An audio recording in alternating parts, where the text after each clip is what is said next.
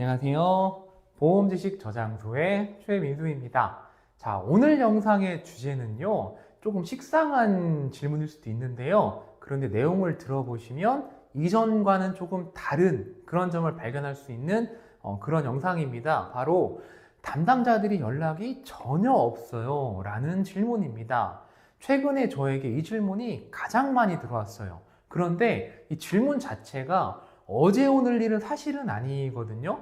저도 관련된 영상을 몇 개 만들었고요. 담당자들이 연락이 없는 그 이유에 대해서 저는 주로 이렇게 설명을 드렸었어요. 피해자분이 너무 많은 것을 요구를 했다든지, 또는 피해자분이 과실이 많으셔서 과실상계하고 나니까 사실상 해드릴 게 없어서 담당자들이 전화를 꺼려하는 그런 경우가 있다, 이렇게 설명을 드렸는데, 요즘은 약간 정형화된 질문이 들어옵니다. 어떻게 들어오냐면, 담당자가 사고 접수되고 초반에 전화 한 번 왔고요, 그 이후로는 아예 전화가 없습니다, 이렇게 질문이 들어옵니다.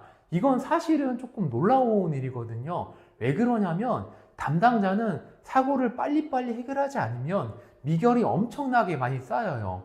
미결이 많이 쌓이면 담당자에게는 아예 개인 생활이란 게 불가능할 정도로 굉장히 업무가 많이 누적이 되기 때문에 어떻게든 빨리빨리 사건을 정리하려고 애쓰는 게 기본인데, 요즘은 아예 4주 동안 연락이 없다는 거예요. 그래서 제가 이런 질문들을 많이 받고 나서 처음에 의심했던 부분은 이 점이었어요. 어떤 점이냐? 바로 2023년도에 자동차 보험 약관이 크게 변경된 부분이 있습니다.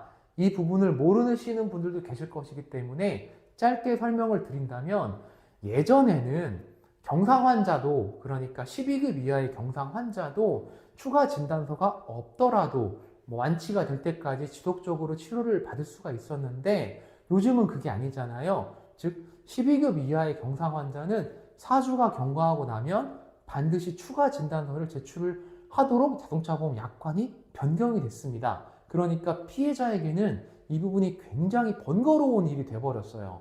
그러다 보니까 4주가 경과했을 때 추가 진단서를 제출을 하면서 한 번 정도쯤은 이 사건을 정리를 해야 되나? 이런 내적 갈등이 생길 수밖에 없어요. 그리고 담당자와 한 번쯤 연락을 하는 그런 접점이 생기고요.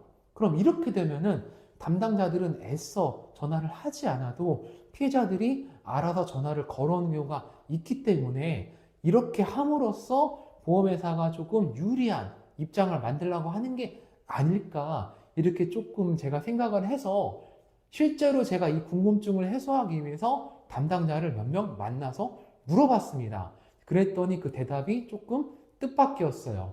어떤 대답이었냐면요, 물론 대답을 듣기 전에 앞서서 이건 제가 만난 담당자들이 한 얘기니까요, 절대 정답은 아닐 것이고요, 참고만 하시면 될 것 같습니다. 자, 아무튼 담당자들은 무슨 얘기를 했냐면, 요즘 퇴사율이 너무 높아서 직원이 좀 많이 부족하대요.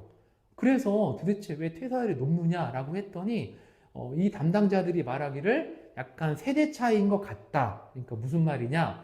예전에 저희 부모님 세대는, 제가 지금 40대이기 때문에 저희 부모님도 70 가까이 이렇게 되셨거든요. 근데 저희 부모님 세대에서는 직장 생활이 좀 힘든 것을 넘어서 약간 부당함, 이런 것들이 있다 하더라도 회사에 저항을 하거나 자기 권리를 주장하는 그런 세대가 전혀 아니었잖아요. 저희도 그런 영향을 조금 받아서 부모님들께서 어떻게 말씀을 하셨냐면, 힘들어도 좀 참아라, 원래 세상은 그런 것이다, 좀 이런 식으로 저희를 가르치셨는데, 요즘 이제 또 젊은 세대들은 그건 아닌 거죠. 부당하면은 얘기를 해야 된다, 개선해야 된다, 이런 식으로 좀 문화를 좀 다르게 가져왔기 때문에, 보험회사 보상과 일이라는 게 사실 그렇거든요. 보상 담당자는 피해자에게 회사의 규정을 있는 대로 설명을 했지만 피해자에게 안 좋은 소리를 들을 때가 있어요. 그러면 요즘 세대들은 좀 이런 거에 대해서 굳이 참지 않는다는 거죠. 그러다 보니까 다른 일을 알아보겠다, 이런 식으로 퇴사율이 좀 높다고 하더라고요. 당연히 요즘 세대를 비하하는 건 아닙니다. 세대 차이일 뿐이니까요.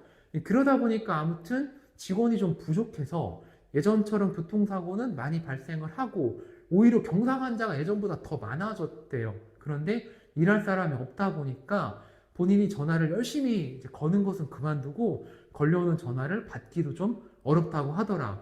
이런 얘기를 3명의 보상 담당자가 모두 이구동성으로 다 똑같이 얘기를 하더라고요.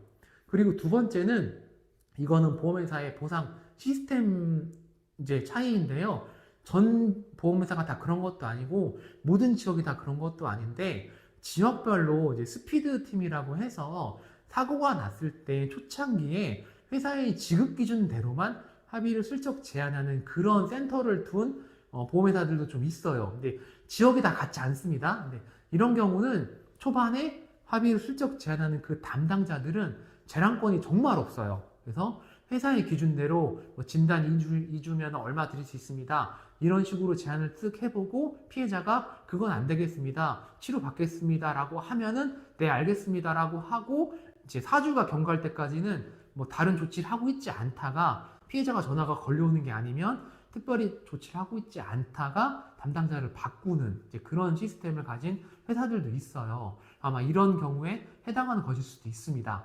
자, 아무튼 정리하자면 요즘 담당자들이 예전보다 연락이 더 없는 이유는 직원이 좀 부족하다. 그리고 스피드팀에서는 재량권이 없기 때문에 환자에게, 피해자에게 회사의 지급기준을 얘기했다가 그대로 정리가 안 되면 가지고 있다가 담당자를 바꾸는 이런 시스템이 있는 곳은 그렇기도 하다. 이렇게 두 가지로 생각을 좀 하시면 될 것 같아요.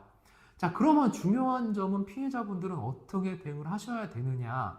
걸려오지 않는 담당자의 전화를 마냥 기다리실 게 아니라 저는 예전부터 항상 이런 말씀을 드렸지만 궁금한 건 항상 담당에게 물어보시고 소통을 자주 하시고 피해자 본인의 입장을 자주 전달할수록 담당자는 피해자에게 더 신경을 쓰게 된다. 저는 항상 일관되게 이렇게 말씀을 드려왔어요. 그리고 또 다른 방법으로는 담당자가 얘기하는 것이 도저히 이해가 가질 않는다. 그리고 이 담당자가 친절하지가 않다. 무슨 말인지 모르겠다. 뭐 이럴 때는 언제든지 저희 같은 손해사정사나 뭐 또 다른 전문가분들에게 가볍게 상담을 남겨보시는 것도 하나의 방법이 될 것 같습니다.